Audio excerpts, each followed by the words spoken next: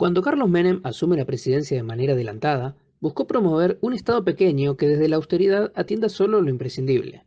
En esta sintonía, se procedió a privatizar todos los servicios y empresas, sean deficitarios o no, y buscó desligarse de las jubilaciones con las AFJP, así como también de la educación, pasando la responsabilidad a las provincias, que a la larga terminarían endeudadas.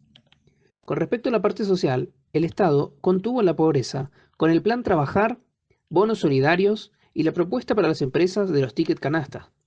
los cuales no contaban con los beneficios laborales de un sueldo formal.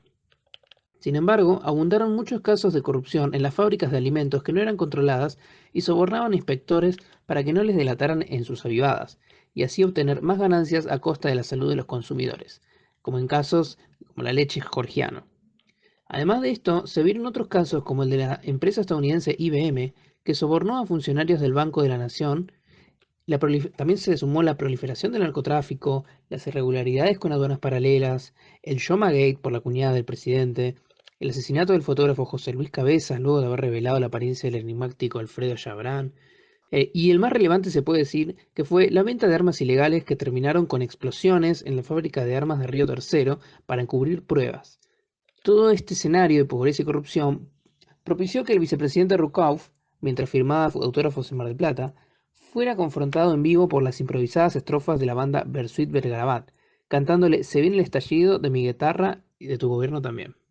En lo económico, Menem, para ahorrar la inflación, aplicó la convertibilidad, en donde se necesitaron ingresos de nuevos dólares, ya sea por exportaciones, privatizaciones o lo que sea, para así poder mantener una nueva paridad de que cada peso estuviese obligatoriamente atado y respaldado por un dólar ingresado, evitándose la anterior emisión sin respaldo que condujo a una hiperinflación del 5000% y mucha pobreza con Alfonsín. De este modo, con la convertibilidad, se mantenía la rueda girando y se pagaban sueldos sin problemas y con inflación cero, pero de repente cayeron las commodities de la soja y el petróleo, perdieron competitividad ante Brasil cuando se devaluó su moneda, y encima vino la crisis del tequila, las cuales hicieron que cayesen las exportaciones y que éstas no puedan estar a la par contra tantas importaciones fruto de un dólar barato, generando así déficit comercial y que dejasen de ingresar muchos miles de millones de dólares que eran vitales para mantener balanceada la convertibilidad uno a uno. De modo que se empezó a subir impuestos que afectaron a la clase media y generaron recesión, y finalmente se empezó a pedir préstamos internacionales al FMI para que ingresen esos dólares faltantes. Esto fue perjudicial porque se sostuvo artificialmente dicha paridad mientras el dólar cada vez empezaba a valuarse más y más, dejando al peso atrás. Luego llegó a la presidencia el radical de la rama de Balbín, Fernando de la Rúa, prometiendo eliminar la corrupción y estabilizar la convertibilidad, y para eso continuó pidiendo préstamos al FMI, por lo que debía cumplir condiciones de ellos, como el equilibrio fiscal y una reforma laboral pro mercado, que en el corto plazo afectarían a los trabajadores generando recortes sociales, suba de impuestos a la clase media, flexibilización laboral y más recesión y pobreza. Mientras, el FMI se mostraba paciente y cooperativo con programas como el blindaje y el megacanje, a cambio de subir mucho los intereses de deuda. Sin embargo, según palabras de Cavallo, las provincias dejaron de poder pagar sus deudas a los bancos y luego el FMI, con las nuevas autoridades alemanas, anuló el programa y los desembolsos restantes prometidos debido a problemas de intereses con Bush, tras lo de las Torres Gemelas, generando entonces una falta mortal de dólares y un exceso de desconfianza de los ahorristas a una posible confiscación,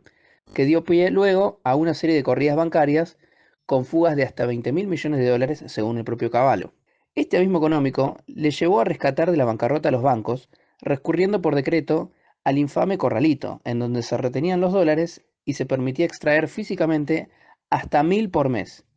que era el equivalente a 3 salarios mínimos.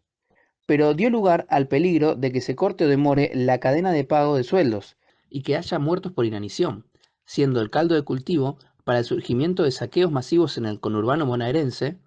con posteriores declaraciones de estado de sitio de la Rúa pedidos por el gobernador Rucauf, ante las destrucciones de propiedad privada sistemática que estaban forzando a trabajar hasta 48 horas seguidas a los efectivos policiales. Justo ahí es cuando se da un estallido social por el estado de sitio, surgiendo incidentes en las afueras de la Casa de Gobierno con cacerolazos sin banderas partidarias, resultando en una feroz represión con 30 muertos que haría retirar el apoyo parlamentario del justicialismo. dando como resultado la renuncia del propio Cavallo y la huida en helicóptero del propio presidente bajo el grito de las masas que se vayan todos y que no quede ni uno solo, seguido luego de 4 presidentes en 10 días. Entonces fue elegido temporalmente por la Asamblea Rodríguez A, pero renunció por falta de apoyo de gobernadores. Por esto, Alfonsín realizó constantes llamadas telefónicas a Duhalde presionándole a que tome la presidencia para así, según él, prevenir una matanza, aceptándole incluso otorgarle ministros en un gobierno de unidad nacional de constante consulta entre ambos, según relataba Duhalde. Pero la postura de este último, como nuevo presidente peronista, era, coincidiendo con Alfonsín y con de Mendiguren, que no se podía sostener más la convertibilidad, sino más bien darle fin al fuerte retraso cambiario y, ante la ausencia de desembolsos del FMI, optar por un camino de especificación forzosa de los dólares con el corralón, que benefició tanto a endeudados particulares como a empresarios. El problema de estas medidas del ministro de Economía, Elnikov, fue que los dólares se especificaron a 1.4, cuando en la calle el dólar de mercado estaba a 4, lo cual fue una mega devaluación que generó una confiscación y liquidación de los ahorros en dólares de la gente, disparando la pobreza con un 22% de desocupación y desplomando los salarios y jubilaciones. En consonancia con eso, a pesar del lanzamiento del plan Asistencia Económica Jefas y Jefes de Hogar Desocupados, se presentaron varias protestas y en una de ellas fueron asesinados los manifestantes Costequi y Santillán por la policía bonaerense, la cual trató de exculparse y no pudo por las fotos que luego circularon. Sin embargo, al mes siguiente de asumir, Duhalde y Lenikov salieron del colchón, según estos, 20.000 millones de dólares que, junto a posteriores desembolsos del FMI, reactivaron los préstamos de los bancos y la actividad, de a poco, retomando los pagos al FMI con una macroeconomía estabilizada que, junto a la elevación del precio del petróleo y de la soja gracias a China, le fueron sumamente favorables al siguiente presidente, Néstor Kirchner, permitiéndole luego cancelar la deuda con el FMI y derogar la ley Banelco flexibilizadora, reemplazándola por otra ley laboral. Así, en el 2004, luego de que los últimos 3 gobiernos hubiesen aumentado la cantidad de pobres y desempleo, mucha población argentina se encontraba realizando una emigración masiva hacia Europa y Estados Unidos, pero recién con el precio de la soja al alza, mientras esto duró, comenzaron a recomponerse los salarios y a disminuir la pobreza, bajo los primeros 2 gobiernos kirchneristas. A su vez, el jefe de gobierno porteño del 2004, el reelecto Aníbal Ibarra proveniente del FREPASO, bajo la premisa del equilibrio fiscal y la transparencia, desarticuló el área de verificación que se encargaba de inspeccionar las habilitaciones de las instalaciones debido a acusaciones de corrupción sobre esta. Pero lo único que logró fue perjudicar también a las inspecciones en sí mismas, ya que al reducirle su capacidad de acción a la mitad del personal y encima impedirles inspeccionar por su cuenta sin tener que depender de denuncias de vecinos, dejaron como resultado la presencia de muchos lugares fuera de control,